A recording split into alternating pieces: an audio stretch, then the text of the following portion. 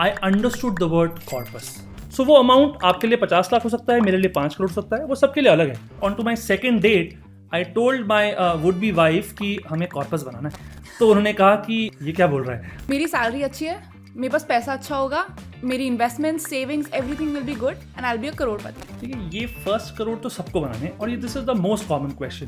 3 step है, simple. Consumption has increased a lot, and of course because of ease of your EMIs and loans, people fall into that debt trap. कि जब आप job start करते हैं आपको अच्छे से जो शौक है पूरे करने चाहिए. नया आईफोन लेना है, आईफोन ले लीजिए. आपको जॉर्डन्स लेने हैं, बिल्कुल लीजिए.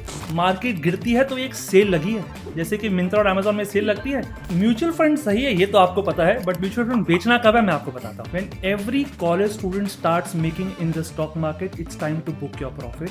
आपका पहला ऐसा कौन सा फाइनेंशियल गोल था that you were able to fulfil? Volkswagen Polo की गाड़ी ली थी मैंने पहली. जब अपने पैसे से आप कोई फाइनेंशियल गोल पूरा करते हैं तो बहुत लगता है अब तो फाइनेंशियल गोल पूरा करने की आदत पड़ गई. Hello and welcome to IND money. मेरा नाम है शगुन एंड स्वागत है आपका एक नए पॉडकास्ट में. आज के हमारे गेस्ट की स्टोरी काफ़ी यूनिक है. वो एक काफ़ी खुशी कॉर्पोरेट जॉब में थे and then he shifted to teaching. We have with us Professor Vinny Arora. He is a SEBI registered investment advisor and a finance professor at DU. So we are very excited to have you, sir. Thank you for having me. Thank you. So you had a job at S&P Global and now you're a teacher. तो ये इतना बड़ा shift कहाँ से आया? I belong to a business family. ठीक है, मैं बिजनेस फैमिली से आता हूँ. मुझे ना नई नई चीज़ें एक्सपेरिमेंट करने में बहुत मज़ा आता है. तो मुझे ये पता था कि मैं एक बार में कॉर्पोरेट जॉब तो स्टिक नहीं करूँगा. तो मैंने स्टार्ट करा कॉर्पोरेट जॉब में, देखना चाहता था कि कैसे होते हैं, how do these guys work. ठीक है, तो कुछ 7-8-9 साल काम करा and then I always wanted to give back. ठीक है, कुछ सोसाइटी के लिए करना था. तो मुझे लगा बेस्ट प्लेस इज टीचिंग, वहाँ से स्टार्ट करते हैं, वहाँ बेस्ट होगा सोसाइटी को गिव बैक करने का. तो क्वेश्चन ये नहीं था कि करना है नहीं करना, क्वेश्चन ये था कि कब करना है. बिकॉज सबसे बड़ी प्रॉब्लम आती है अपॉर्चुनिटी कॉस्ट की. और वो क्या है कि जब आप स्टार्ट करते हैं तो आपकी सैलरी 30-40 हज़ार रुपये होती है. आप चाहते हैं थोड़ा सा पैसा कमा लें, आप चाहते हैं थोड़ा नाम बना लें, थोड़ा एक डेजिग्नेशन ले लें, कल को काम आएगा. वो हो गया, फिर सैलरी बढ़ना शुरू हो जाती है. 5-7 साल 8 साल हो जाते हैं, आपकी सैलरीज बढ़ जाती हैं. फिर अपॉर्चुनिटी कॉस्ट की बात आती है कि अब कैसे छोड़े. कुछ ही जॉब है, जैसे आपने कहा, कल को कुछ और मिलेगा नहीं मिलेगा, तो वो इफ़ आ जाता है तो वो प्रॉब्लम होता है. बट हाँ, everything said and done, I think it was a good decision if I see in hindsight now. तब बहुत लोगों का पैशन होता है कि बहुत लोगों का मन करता है कि यार मैं बस जॉब छोड़ दूं, अब मैं आई am not gonna work for anyone else, अब मैं अपना ड्रीम परस्यू करूंगा. बहुत लोगों के सपने हैं. You finally did it. So ये कैसे अपने आप को आपने फाइनेंशियली सिक्योर किया टू टेक दैट लीप? देखिए, सबसे बड़ी प्रॉब्लम आती है कोई भी ऐसी चीज़ चेंज करने में, वो होता है स्टेबिलिटी. सब ना स्टेबिलिटी में बहुत यूज्ड टू हो जाते हैं, हम चेंज करना चाहते नहीं हैं. एक कॉन्सेप्ट है आजकल बहुत फेमस है, fire, financial independence retire early. जब मैं जॉब करता था तो उस समय ऐसा कोई कॉन्सेप्ट नहीं था, ना ही सोशल मीडिया इतना पावरफुल था, इतना स्ट्रांग था कि हम इतनी सारी चीज़ें सुन पाते. तो क्या हुआ कि हमारी आदत थी फैमिली में कि खर्चा तो कम करना है एंड सेव ज़्यादा करना है. My father, I belong to a business family. ठीक है, हम शुरू में देखते थे कि CNBC TV 18 में वो प्राइसेस चलते रहते हैं और हम घर पे बैठ के सुबह देखते थे कि पापा 9 बजते ही वो खुल जाता है. तो हमें आदत थी, हमें पता था कि स्टॉक मार्केट होता है. तो व्हाट आई डिड वाज, शुरू के 6 महीने 1 साल, और मैं सबको बताना चाहूँगा कि जब आप जॉब स्टार्ट करते हैं तो फर्स्ट 6 months 1 year आपको अच्छे से जो शौक है पूरे करने चाहिए. नया आईफोन लेना है, आईफोन ले लीजिए. आपको जो जो शौक है, वो स्नीकर, आप स्नीकर हेड हैं, आपको जॉर्डन्स लेने हैं, बिल्कुल लीजिए. बट इवेंचुअली 6 महीने 1 साल बाद कितने जॉर्डन्स और कितने आईफोन्स लेंगे, उसके बाद आ जाइए जो कि अब फायर कहलाता है. और जो मैंने बहुत पहले स्टार्ट करा, उस समय ऐसे कोई प्रिंसिपल नहीं थे. एक major portion of your salary should go into savings और उसको इन्वेस्ट करिए. मैंने स्टार्ट करा बहुत ही सिंपल प्लेन वैनिला PPF से. हमारी फैमिली में हर छोटा बच्चा होता है, वो जैसे ही बड़ा हो जाता है सबसे पहले उसका PPF अकाउंट खुल जाता है. अब तो मेरा टाइम आ गया है कि वो मैच्योरिटी के टाइम पे पहुंच गए हम. तो हर बंदे के, हर फैमिली में, हर एक मेंबर की एक PPF अकाउंट है. So it seems to me कि आपकी फैमिली का बहुत बड़ा इम्पैक्ट था in how you think of your finances. तो I am very curious to know कि सबसे बड़ा ऐसा फाइनेंशियल लेसन क्या था that you have gotten just from your family and you want to spread it to the audience. लोग बात करते हैं यहाँ सेव करना है, वहाँ इन्वेस्ट करना है, equity, mutual fund, debt, bond, stock market, सब अच्छा है. क्रिप्टो करेंसी भी आजकल तो बातें हो रही है. बट सबसे इंपॉर्टेंट चीज़ है, मुझे जल्दी समझ आ गया कि मुझे कॉर्पस बनाना पड़ेगा. कॉर्पस एक सब्सटैंशियल अमाउंट चाहिए जो कि मुझे आगे मेरी ज़िंदगी में आसानी कर देगा. सो वो अमाउंट आपके लिए 50 लाख हो सकता है, मेरे लिए 5 करोड़ हो सकता है, वो सबके लिए अलग है। बट मुझे ये समझ आ गया कि 10, 20, 50 लाख से काम नहीं बनने वाला है, एक बड़ा अमाउंट चाहिए और उसके लिए काम करना पड़ेगा। So if I have to sum it up one word, it is corpus for me. Invest कहाँ करना है वो सेकंड स्टेप था मेरे लिए, वो भी बहुत इंपॉर्टेंट स्टेप है, बट सबसे पहले जानना जरूरी है कि भाई एक अमाउंट चाहिए, क्योंकि ये इन्फ्लेशन वाला जो डेविल है ना वो सब खा जाएगा। लोगों का परसेप्शन होता है कि मेरी सैलरी अच्छी है, मेरे पास पैसा अच्छा होगा, मेरी investment, savings, everything will be good and I will be a Crorepati if your salary is good. But for common people जिनकी एक बहुत ही एवरेज सैलरी है, do you have a road map कि आप अपना पहला करोड़ कैसे बनाए? देखिए, ये फर्स्ट करोड़ तो सबको बनाने, और ये this is the most common question. Now I would not lie, अगर अच्छी सैलरी है, ज़्यादा सैलरी है, तो ऑफ कोर्स आप जल्दी पहुंच पाएंगे। बट एक एवरेज सैलरी है तो भी आप पहुंच सकते हैं। नाउ मैंने से एवरेज सैलरी आई एज्यूम 50,000 से 1 लाख तक की सैलरी, ठीक है। 3 स्टेप है, सिंपल। सबसे पहले एक 20,000 रुपये की SIP स्टार्ट कर दीजिए इक्विटी म्यूचुअल फंड में। 2 फंड ही लेने हैं, पहला large cap index fund and second एक फ्लेक्सी कैप फंड। सेकेंड है हर साल से उसको 6% से बढ़ा दीजिए, नॉट 5, नॉट 10, 6% इंक्रीज, जिसको हम कहते हैं एनुअल स्टेप अप। तो 6% से आपने एनुअल स्टेप अप करा, सेकेंड। और थर्ड 15 साल के लिए उसको कंटिन्यू करिए, तो आपको एक नहीं 1.5 करोड़ मिल जाएंगे। जी हाँ, I am repeating, not 1.5 crore. I am expecting a return, an average return of 13%, not 15, not 20। और ये 6% का स्टेप अप का क्या लॉजिक है? जी, लोग ना 10% को लगता है कि बहुत बड़ा अमाउंट हो गया, मुझे हर साल लोगों की सैलरी इंक्रीज नहीं होती 10% से, और वो कहते हैं 10% मैं कहाँ से लेके आऊँ। तो एवरेज सैलरी कुछ 7 से 10% के बीच में होगी, मैंने उससे कम ही लिया है। 6% इंक्रीज करिए and you will be able to reach your magic number of more than 1 crore. Wow. So that is very, very fun. I think very exciting. अगर it feels very realistic now. अगर आपकी कोई स्टोरी से inspire होके बोलता है कि मैं जॉब छोड़ के अपना पैशन फॉलो कर रहा हूँ, तो आपके मन में कोई चेकलिस्ट है जो उनको इंश्योर करनी चाहिए कि सारे बॉक्सेस टिक हो? एक्चुअली सिर्फ 2 ही स्टेप्स है, 2 ही चीज़ों का ध्यान रखना है, एंड जो उनको अपना कोई पैशन फॉलो करना है, देन ही और she can think about it. सबसे पहला तो कॉर्पस है ही, हमें पता है, बट वो कितना होना चाहिए? It should be ideally 50 to 60 times of your monthly income. तो अगर आप 50,000 कमाते हैं तो आपके पास करीब करीब 25 से 30 लाख रुपए होने चाहिए, which will cover your at least 4 to 5 years going forward. आपको मन नहीं करा, आपको जॉब नहीं मिली, उसके बाद कुछ ज़्यादा पैशनेट हो गए आप, और आपको बाद में ऐसी जॉब नहीं मिली जो आप करना चाहते थे, तो इससे क्या होगा, आपको कुशन मिल जाता है 1-2 साल का एक्स्ट्रा का, आपको वापस नहीं आना पड़ेगा कॉर्पोरेट में, क्योंकि अगर आप दोबारा आ गए तो फिर वो जो चोट लगती है फिर वो वापस नहीं जा सकते। एक और इंपॉर्टेंट चीज़ है कि आपको अपना रिस्क को कवर करना है। उसका क्या मतलब है? अभी आप अपनी खुशी जॉब में हैं, उसमें आपको एक अच्छा सा हेल्थ इंश्योरेंस मिल रहा है, कल को कुछ होता है तो आपकी कंपनी टेक केयर करती है, टर्म इंश्योरेंस भी छोटा सा मिल जाता है। बट कल को आप जॉब छोड़ देंगे तो टर्म इंश्योरेंस तो नहीं मिलेगी, हेल्थ इंश्योरेंस तो बिल्कुल नहीं मिलेगी। क्या करना चाहिए? 2 से 3 साल पहले जब आप अपनी जॉब छोड़ने का सोच रहे हैं तो एक अच्छा हेल्थ इंश्योरेंस लीजिए। क्यों? क्योंकि वेटिंग पीरियड होता है हर एक हेल्थ इंश्योरेंस में, और वो 2 से 3 साल का होता है। काम करते रहिए, हेल्थ इंश्योरेंस एक्स्ट्रा ले लीजिए। Once that 2 to 3 years period lapses, तो उसके बाद आपको कुछ भी हो जाए आपका हेल्थ इंश्योरेंस कवर करेगा। सो 2 चीजें, 50 to 60 time of your monthly expenses, and second cover your risk. एक अच्छा हेल्थ इंश्योरेंस ले लीजिए 2 से 3 साल पहले जब आप जॉब छोड़ना चाहते हैं। अच्छा, अब आपने इससे बात करी कि आईफोन लेना हो आईफोन लो, whatever you want to buy you should buy, very good. And I think बहुत लोग इस चीज़ से रिलेट करते हैं because consumption has increased a lot, and of course because of ease of your EMIs and loans people fall into that debt trap, and बहुत loans इकट्ठा हो जाते हैं। So what do you think the impact is going to be on a personal finance health? I am not against taking loan, but मुझे लगता है वो loan जिससे आपके कोई इनकम जनरेट होने वाली है या कोई एसेट बनने वाला है वो लेना चाहिए। अब एक आईफोन लेने के लिए लोन लेना, एक टीवी लेने के लिए लोन लेना, ये मुझे समझ नहीं आता और करना भी नहीं चाहिए। आप अपना आजकल के ज़माने में 2 वर्ड है, कंज्यूमरिज्म और प्रीमियमाइजेशन, ये बहुत ज़्यादा बढ़ गया है। ठीक है, कंपनीज आपको बुलाएंगी, बाय नाउ पे लेटर जैसी स्कीम्स बनाएंगी ताकि आप जाके खर्च करें। ठीक है, वो अच्छी बात है, आप खर्च करिए, आप कमा रहे हैं, बट लोन लेना अननेसेसरली डजंट मेक सेंस। हाँ, अगर आपको घर लेना है, आपके पास थोड़ा अमाउंट बच गया, आपको घर लेना है, उसके लिए आप लोन ले रहे हैं, तो फिर भी एक समय तक फिर भी मैं अगर कहूं तो फिर भी वो कहीं ना कहीं सेंस करता है। बट अगर आपको सिर्फ कंजम्पशन बढ़ाने के लिए, लाइफस्टाइल बढ़ाने के लिए आप लोन लेते जा रहे हैं, तो वो प्रॉब्लम है। तो इन शॉर्ट, लोन वो लीजिए जिससे कि आपका कोई एसेट बन रहा है, तो आपकी फाइनेंसेस आगे जाके ठीक रहेंगे। आजकल influencers are under fire for this one thing, जो मैंने नोटिस करा है, मेरी फीड पे तो बहुत आता है। लोग उनका मजाक उड़ाते हैं कि आप बोल देते हो कि गाड़ी मत खरीदो, उस पैसे को इन्वेस्ट कर दो, तो मतलब जाएगा कहाँ से, लाइक मैं पैसे की गड्डी के ऊपर तो कहीं जाऊंगा नहीं। या फिर आप ट्रैवल मत करो, आप इन्वेस्ट कर दो, बिकॉज वो आपके बाद में काम आएगा। Now, I want to know that there's a very fine line between कंजूसी and saving, for example, and investing. तो वो आप कैसे बाउंड्री डिफाइन करते हो कि किस हद तक हमें इन्वेस्ट करना चाहिए एंड किस हद तक हमें अपने एक्सपेंडिचर को एंजॉय करना चाहिए? देखिए, एक वर्ड है बैलेंस, और बैलेंस बना कर रखना चाहिए। हम कमा रहे हैं, थोड़ा एंजॉय भी करना चाहिए। वो एक अच्छा आईफोन अगर ले लिया तो कोई बुरी बात नहीं है, मेरे पास भी है, but we don't have to over cross it कि हर बार एक नया आईफोन लेना कोई लॉजिक नहीं है। ठीक है, हर बार नाइकी के जॉर्डन्स आ रहे हैं फिर से लेना कोई लॉजिक नहीं है। तो एक फाइन थिन, जैसे आपने कहा, एक थिन लाइन होनी चाहिए।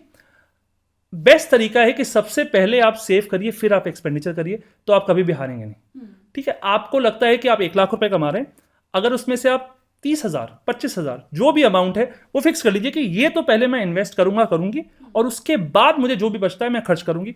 तो you will never lose out on the race, and keep increasing this amount. If you can increase it by let's say 5% every year, तो आपका बहुत बड़ा कॉर्पस बन सकता है। आई वांट टू नो कि अगेंस्ट इन्फ्लेशन आप अपनी सेविंग्स को कैसे प्रोटेक्ट करेंगे? Of course increasing it makes one sense, but then inflation भी तो बढ़ते जा रहा है, तो how do you keep that balance? देखिए, इंडिया में इन्फ्लेशन कुछ 5 से 6% है। आपको बैंक की एफडी का रिटर्न कुछ 7-7.5% बनता है। ठीक है, तो अगर आपको इन्फ्लेशन रियल में बीट करना है तो एक ही जगह है, और वो सब बात कर रहे हैं, वो है इक्विटी, मतलब शेयर्स। उसके 2 तरीके इन्वेस्ट करने के, एक म्यूचुअल फंड रूट है और एक डायरेक्ट स्टॉक इन्वेस्टिंग है। तो अगर आपको इन्फ्लेशन को सच में बीट करना है, थोड़ा सा लंबा होराइजन है, 5 से 7 से 10 साल का, तो आपको आना ही पड़ेगा इक्विटी में। और इक्विटी का किसी एक नए इन्वेस्टर के लिए सबसे अच्छा तरीका है म्यूचुअल फंड के जाने का। ठीक है, 12 से 15% का रिटर्न एक्सपेक्ट करिए, बहुत अच्छा आपको रिटर्न मिलेगा। अगर आप थोड़े नॉलेजेबल हो गए हैं, थोड़ा टाइम है आपके पास, तो एक और तरीका है डायरेक्टली स्टॉक में इन्वेस्ट करने का। दोनों का मिक्स बना के रखिए, आप आराम से इन्फ्लेशन भी बीट कर पाएंगे और बहुत अच्छा कॉर्पस और सारे फाइनेंशियल गोल्स बीट कर पाएंगे। Everyone talks about when to buy mutual funds. जितना अर्ली आप स्टार्ट करो इट्स गुड फॉर यू, जितना ज़्यादा अमाउंट आप एसआईपी करो it's good for you. But I want to know, आपको किसी म्यूचुअल फंड से एग्जिट कब करना चाहिए?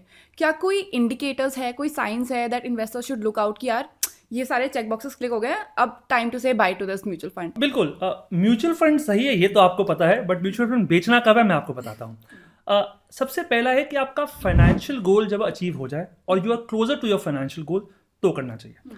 आप इन्वेस्ट करते हैं, मैंने मान लीजिए आज इक्विटी म्यूचुअल फंड में पैसा डाल दिया, बहुत अच्छा रिटर्न मिल गया, मार्केट अच्छा था, मुझे 20% रिटर्न मिल रहा है, बहुत पैसा बना रहा हूँ। मैंने कल को अपना म्यूचुअल फंड बेच दिया, अब क्या करूँगा?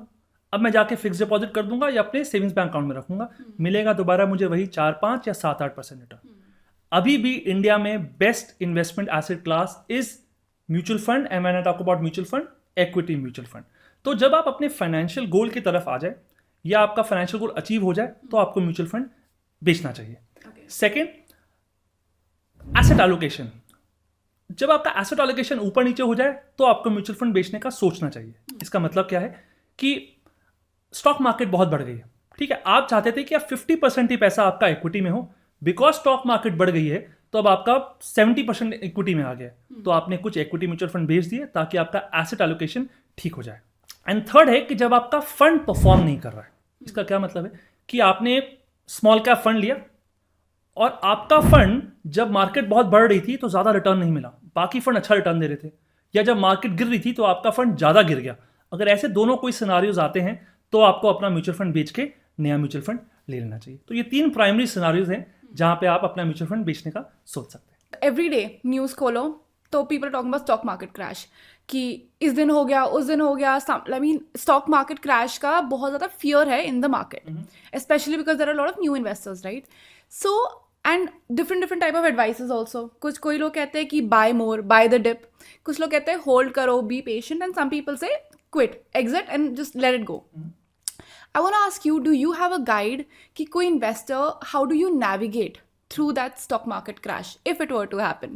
I have a very simple strategy कि जब मार्केट ऊपर नीचे जा रहा है, मैंने एक बहुत सिंपल स्ट्रैटेजी रखी हुई है कि see I am not God, neither I am Superman, I am human and I behave like humans. क्या मतलब है इसका? जी, मैं प्रिडिक्ट नहीं कर सकता मार्केट कब चढ़ेगी कब गिरेगी, तो मैं एक बहुत सिंपल स्ट्रैटेजी फॉलो करता हूँ। जैसे मैंने आपको बताया था कि आर्बिट्राज फंड में एक पैसा रखा हुआ है मैंने, ठीक है, मान लीजिए वो अमाउंट 10 लाख रुपए फॉर एग्जाम्पल, मार्केट 10% गिरेगी तो मैं 2 लाख रुपए डाल दूंगा, मार्केट 10% और गिरी तो मैं 3 लाख डालूंगा, मार्केट 10% दोबारा गिरी तो I put 4 lakh this time. क्या मतलब है, मार्केट एंड तो होगी नहीं, हर एक बढ़ती हुई फॉल पे I put in more money, जिससे मेरा एवरेज कॉस्ट लो हो जाती है एंड इसका बेनिफिट मुझे लॉन्ग टर्म में मिलेगा। तो टाइम मत करिए मार्केट को, keep investing if you can when the market fall and never never never stop your SIPs because the markets are falling. Remember, आपने इन्वेस्ट क्यों करा था, आपको अपने फाइनेंशियल गोल याद रखने, फाइनेंशियल गोल अचीव करने के लिए आपने इन्वेस्ट करा था। तब तक फाइनेंशियल गोल अचीव ना हो तब तक निकलिए मत। मार्केट गिरती है तो एक सेल लगी है, जैसे कि मिंत्रा और अमेजोन में सेल लगती है, market fall is the same, वो एक सेल लगी है, सेम अच्छे शेयर अब आपको सस्ते भाव में मिल रहे हैं, तो सेल का फायदा उठाइए। लाइक यू सेड कि फाइनेंशियल गोल्स को देखते हुए अपनी इन्वेस्टमेंट्स करनी चाहिए, which makes total sense.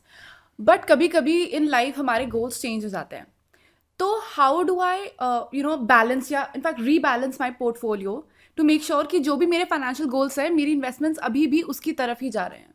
So 3 primary scenarios हैं जहां पे आपको पोर्टफोलियो रीबैलेंस करने का सोचना चाहिए।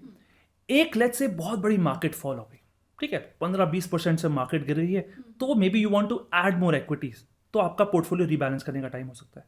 दूसरा, कुछ फाइनेंशियल गोल्स चेंज हो जाए, आपको शादी करनी थी और अब आपकी शादी होने वाली है, आपको पैसा निकालना है, तो अब आपको रीबैलेंस करना पड़ेगा, ठीक है। अब आपने इक्विटी वाला पैसा निकाल लिया, डेट में ज़्यादा हो गया, तो आपको रीबैलेंस करने की ज़रूरत है।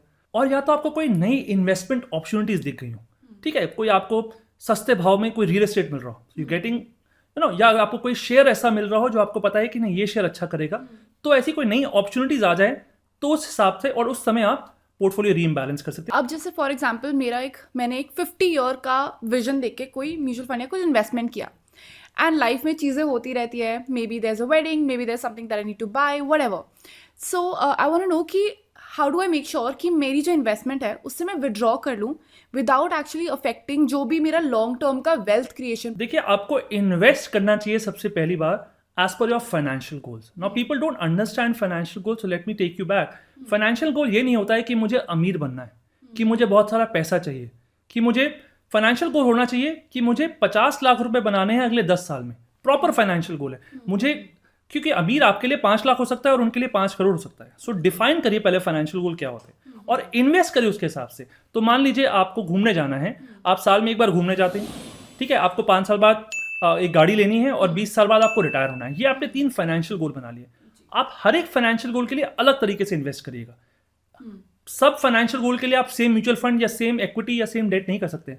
हर फाइनेंशियल गोल के लिए आपकी इन्वेस्टमेंट अलग होगी, ठीक है। तो आपने जब फाइनेंशियल गोल डिफाइन कर लिए उसके हिसाब से इन्वेस्टमेंट करिए। फाइनेंशियल गोल पूरा हो जाए उस समय आप अपने पैसा विड्रॉ कर लीजिए। अगर आपको कोई पर्सनल फाइनेंस 101 कोर्स डालना हो, so what are the 3 things that you would want कि हर स्टूडेंट को पता होनी चाहिए? देखिए, सबसे पहली चीज तो होनी चाहिए कि फाइनेंशियल गोल्स होते क्या हैं सबको पता होना चाहिए, ठीक है।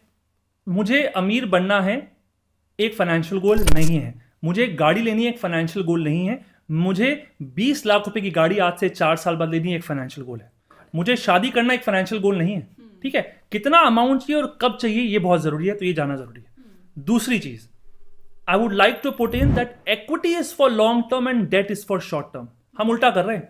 हम क्या कर रहे हैं, हम इक्विटी में डाल रहे हैं शॉर्ट टर्म के लिए और डेट में डाल रहे हैं लॉन्ग टर्म के लिए। सो ये जानना लोगों के लिए बहुत जरूरी है that equity is for long term.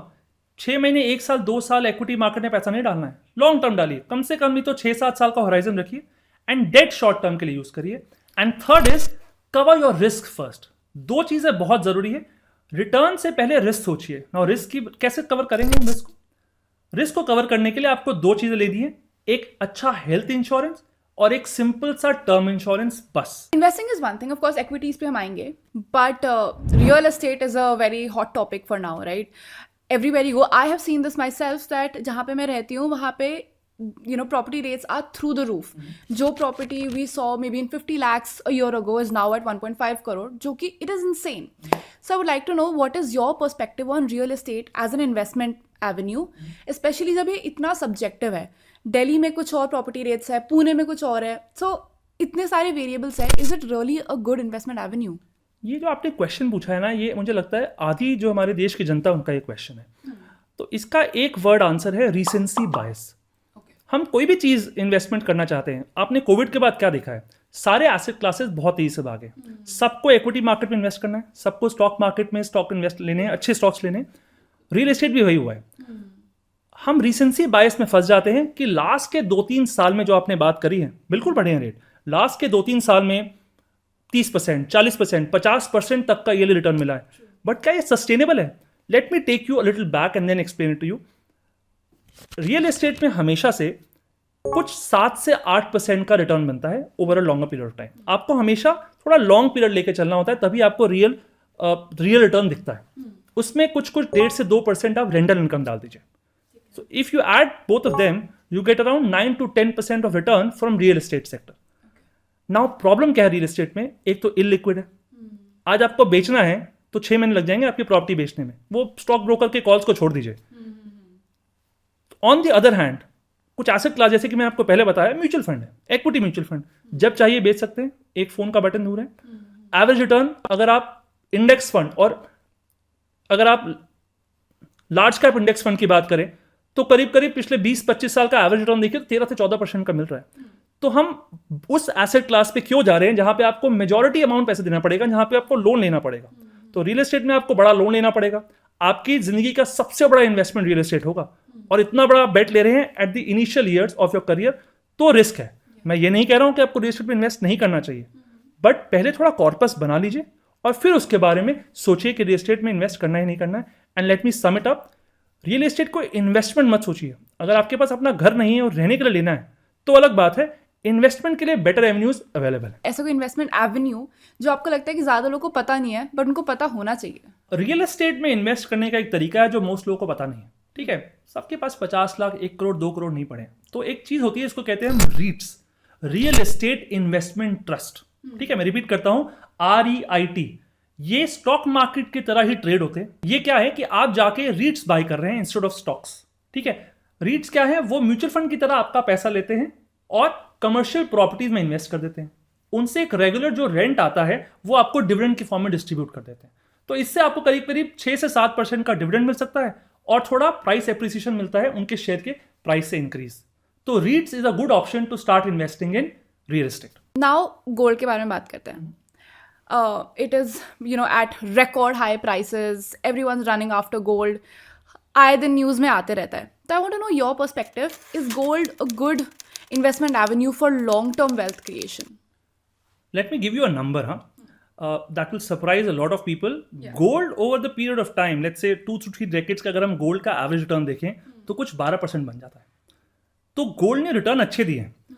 Now gold हमें लेना चाहिए नहीं लेना चाहिए? It's a very very important question. Answer is yes, you should definitely have some gold in your portfolio. But question आता है कितना? सारा पैसा गोल्ड में नहीं लगाना है। You should have around 10% of your total money in gold. एक एवरेज नंबर बता रहा हूँ, 8 से 10 से 12% होना चाहिए, तो 10% मानते हैं। अब क्यों होना चाहिए गोल्ड, ये बताता हूँ। देखिए, गोल्ड का एक वर्ड है नेगेटिव कोरिलेशन। वो क्या है? मान लीजिए कोई लड़ाई हो जाती है, कोई वॉर हो जाता है, कोई ऐसे अनफोर्सीन सर्कमस्टांस हो जाते हैं वर्ल्ड में, यूक्रेन और रशिया वॉर हुआ। इन सिनारियोज में क्या होता है? गोल्ड के प्राइसेस बढ़ जाते हैं और स्टॉक मार्केट के प्राइस गिर जाते हैं। So there is a negative correlation. तो एक बढ़ रहा है तो दूसरा गिर रहा है। आजकल क्या हो रहा है? इक्विटी मार्केट नीचे है, गोल्ड के प्राइसेस ऊपर है, तो नेगेटिव कोरिलेशन है। तो क्या होता है कि जब गोल्ड बढ़ रहा है और इक्विटी गिर रहा है तो वो कुशन कर देता है, तो ओवरऑल पोर्टफोलियो आपका ज्यादा नहीं गिरता है। So it's good to have some amount of your money invested in gold, and that should be around 10 to 12% of your total portfolio size. Right. And equities versus real estate versus gold. अगर आपको इन तीनों में से long term wealth creation again के लिए कुछ pick करना हो, what would be your best bet? अगर मैं एक सिंपल वाइन में आंसर करूं तो सब कुछ होना चाहिए, बट वो पॉसिबल नहीं है। क्यों नहीं है? क्योंकि सबसे पहले आपको जब देखिए कॉन्फिडेंस बिल्ड करना बहुत जरूरी है स्टॉक मार्केट में। अभी क्या हुआ है, कोविड के बाद से हर बंदा, एवरी पर्सन थिंक्स कि वो स्टॉक मार्केट में एक्सपर्ट बन चुका है। ऐसा नहीं है। स्टॉक मार्केट अभी सबको रिवॉर्ड कर रहा था। अब क्या हो रहा है? मार्केट 10% सिर्फ गिरा है और सबके पोर्टफोलियोज 20, 30, 40% गिर गए। क्या होगा अगर मार्केट 20% से और गिर जाए? जो लोग आए थे कोविड के समय इन्वेस्ट करने, वो दोबारा कभी नहीं आएंगे।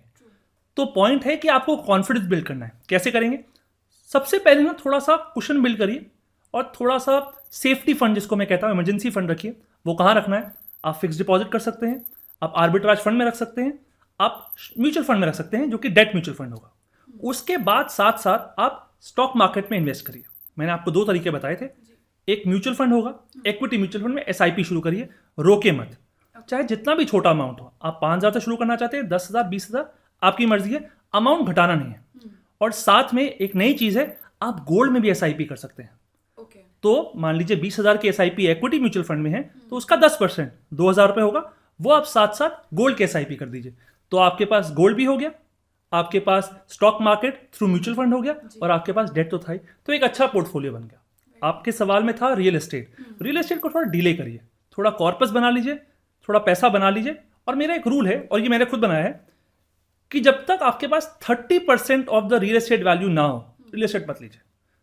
मतलब लोग क्या करते हैं, 5-10%, 2 करोड़ का घर है, 20-25 लाख रुपए इकट्ठे हुए, जाके डाउन पेमेंट करा, बाकी लोन ले लिया। मैं बिलीव करता हूं कि 30% हो, उससे क्या है, आपका EMI अमाउंट कम हो जाएंगे, कैश फ्लो बढ़ जाएगा, तो आपको ज्यादा इंटरेस्ट नहीं देना पड़ेगा। सर, आपका आज तक का बेस्ट इन्वेस्टमेंट क्या है? मेरा बेस्ट इन्वेस्टमेंट शायद आपने सुना नहीं होगा, और बड़ा ही डिफरेंस है। मैंने ऐसे डिफरेंस है, ना ही वो कोई स्टॉक मार्केट का शेयर है, ना ही वो कोई रियल एस्टेट है, और ना ही कोई वो फिक्स डिपॉजिट है। मेरा आज तक का बेस्ट इन्वेस्टमेंट वो है जो मुझे 9% के ऊपर का टैक्स फ्री रिटर्न देता है। हर साल नवंबर में वो पैसा मेरे अकाउंट में आ जाता है, चाहे मार्केट ऊपर हो नीचे हो, 9% का टैक्स फ्री रिटर्न मुझे मिलेगा। मैंने ऐसे 9% का टैक्स फ्री रिटर्न, वो प्री टैक्स बन जाता है कुछ 12 से 12.5%। तो अगर मार्केट ऊपर हो नीचे हो, म्यूचुअल फंड बढ़े गिरे, मुझे फर्क नहीं पड़ता, मुझे 12-12.5% का प्री टैक्स रिटर्न हर साल मिल जाता है। I am talking about tax free bonds. When did you invest in this? Oh, it's been a while. I invested like 5-6 साल पहले, बट हाँ, I have done it for long term. तो करीब 15 साल और है मुझे उस बॉन्ड को मैच्योर होने। मार्केट में ना दे से high risk high reward, but अगर किसी की हाई रिस्क एपेटाइट नहीं है, तो आपके हिसाब से व्हाट्स अ पोर्टफोलियो मिक्स जो उनके पास they should maintain in their portfolio for long term wealth creation? देखिए, एक सिंपल पोर्टफोलियो का लॉजिक बताता हूँ, ठीक है। Somebody who doesn't want to take a lot of risk, ठीक है, मीडियम रिस्क इन्वेस्टर हैं, लो रिस्क इन्वेस्टर हैं, या कोई लेट 40s में या 50s में है, लाइबिलिटी बहुत ज़्यादा है, एज ज़्यादा है, रिस्क लेना नहीं चाहते हैं, उनके लिए एक सिंपल पोर्टफोलियो है, अपना 50% पैसा जो है वो इक्विटी में रखिए, ठीक है। 50% गोज टुवर्ड्स शेयर मार्केट और equities through mutual funds. Second हो गया, डेट का बकेट बनाइए। तो हम बकेट में डिवाइड कर रहे हैं, करीब 30% पैसा अपने डेट में रखिए। मैंने ऐसे डेट, बॉन्ड्स हो गए, फिक्स डिपॉजिट्स हो गए, वहां पे रखिए सेफ्टी के लिए, और कभी कोई इमरजेंसी होती है तो काम आ जाएंगे, बट उसमें पैसा आप 5, 7, 8 साल के लिए इन्वेस्ट कर सकते हैं। थर्ड जो बाकी बचता है करीब 10%, वो हो गया गोल्ड में, मैं डाइवर्सिफिकेशन के लिए। लास्ट 5 से 10% आप डाल सकते हैं आर्बिट्राज फंड में या short term debt mutual fund में। ये क्यों डालना है? ये 2 रीजन के लिए डालना है। कल को कोई इमरजेंसी हो जाती है घर में, कोई मेडिकल इमरजेंसी है, तो उसके लिए थोड़े पैसे बचे रहें, और कल को मार्केट गिर जाती है, कहीं आपको थोड़ा इन्वेस्ट करना है, तो आप यहां से निकाल के वहां इन्वेस्ट कर सकते हैं। इनमें टैक्स भी कम लगता है, और ये शॉर्ट टर्म के लिए अच्छी इन्वेस्टमेंट मानी जाती है। ऐसी कौन सी फाइनेंशियल हैबिट है that you developed early on in life, जो आपको लगता है कि आपकी वेल्थ क्रिएशन जर्नी में जिसने सबसे बड़ा इम्पैक्ट करा है? देखिए, ये मैं आंसर करूंगा, और अगर मेरी वाइफ सुन रही होंगी तो मुझे बहुत डांट पड़ेगी, but let me just give it to you. One word which help me early in my financial journey was, I understood the word corpus. या मुझे समझ आ गया कि ये छोटा मोटे अमाउंट से काम नहीं चलेगा। और मैं ये किस लिए कह रहा हूँ, क्योंकि when I went on to my second date, I told my would be wife कि हमें कॉर्पस बनाना है।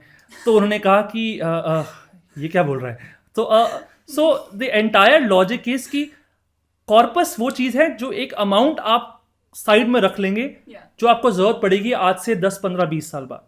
आप पहले ये समझ लीजिए कि कॉर्पस की जरूरत है, कहाँ इन्वेस्ट करना है बाद में आता है, ठीक है। तो कॉर्पस बनाना है, अगर आप ये समझ जाएंगे तो आप अपने आप ढूंढ लेंगे कहाँ जाना है, कैसे जाना है। Now let's move on to the last segment, which is actually a rapid fire round. Okay, so मैं आपसे क्वेश्चन पूछूंगी, you have to answer as soon as you can.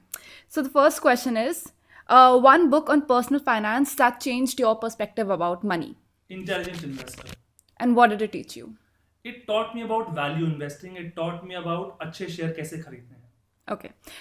If you had 1 crore rupees to invest today, where would you put it? ये एक खाने की थाली की तरह है, उसमें रोटी भी होती है, सब्जी भी होती है, दाल भी होती है, और मीठा भी होता है। हमें पोर्टफोलियो पे वैसे ही बनाना है। ठीक है, थोड़ा इक्विटी हो, थोड़ा डेट हो, थोड़ा गोल्ड हो, थोड़ा रियल एस्टेट हो, ऐसे बनना चाहिए, तो वो एक अच्छा पोर्टफोलियो बनता है। मैं भी आज 1 करोड़ रुपए वैसे ही इन्वेस्ट करूंगा। If someone could follow only one financial habit for long-term success, what should it be? Long term में पैसा कमाना है तो इक्विटी मार्केट ही बेस्ट एसेट क्लास है, and specially for a country like India which is still the fastest growing big economy in the world. बहुत पैसा बनेगा यहाँ पे। अच्छे कंपनीज चुनिए, अच्छे शेयर चुनिए, लंबे टाइम के लिए बने रहिए। कहते हैं ना, बाय राइट सिट टाइट, वो फिलॉसफी फॉलो करिए, you can make a lot of money. ऐसी कौन सी फाइनेंशियल मिथ है जिसका आपको लगता है कि लोगों के सामने खुलासा होना चाहिए? देखिए, मेरी एक सिंपल सेइंग है लाइफ में, when every college student starts making in the stock market, it's time to book your profit. यही हो रहा था पिछले 2-3 सालों से। हर स्टूडेंट के हाथ में एक फ़ोन था और उसके हाथ में या तो ऑप्शन ट्रेडिंग या स्टॉक का पोर्टफोलियो था। तो अगर आपको ऐसा दिखता है तो प्रॉफिट बुक करके घर बैठिए एंड वेट करिए। Patience is most important. तो ये बहुत ज़रूरी है आपको समझना कि पैसा बनाना इतना आसान नहीं है स्टॉक मार्केट में। अगर इतना आसान होता तो हर इंडियन एक मिलियनर होता। आपका पहला ऐसा कौन सा फाइनेंशियल गोल था that you were able to fulfil through your investments? Volkswagen Polo की गाड़ी ली थी मैंने पहली, वाइट कलर की गाड़ी थी। जर्मन गाड़ी लेने का बहुत शौक था मुझे। That was my first financial goal जो मैंने लिया। सस्ती गाड़ी थी उस समय, ज़्यादा महंगी नहीं थी। मैं कुछ साल पहले की बात बता रहा हूँ। And that was my first financial goal. जल्दी पूरा हो गया था, बट बहुत अच्छा लगता है जब अपने पैसे से आप कोई फाइनेंशियल गोल पूरा करते हैं तो बहुत अच्छा लगता है। अब तो फाइनेंशियल गोल पूरा करने की आदत पड़ गई। Thank you so much sir, a wonderful session and बहुत कुछ नया सीखने को मिला। And one thing that I am going to take away is कि मुझे अपना कॉर्पस बनाना है। That was a very important lesson. And how was your experience? Thank you so much for having me today. It was a great experience. I thought लोगों को जानना बहुत ज़रूरी है कि इन्वेस्टमेंट को रेगुलर करिए, SIP मत रोकिए, और अभी भी इंडिया में बेस्ट एसेट क्लास इक्विटी ही है। Investment in the securities market is subject to market risks. Read all the related documents carefully before investing.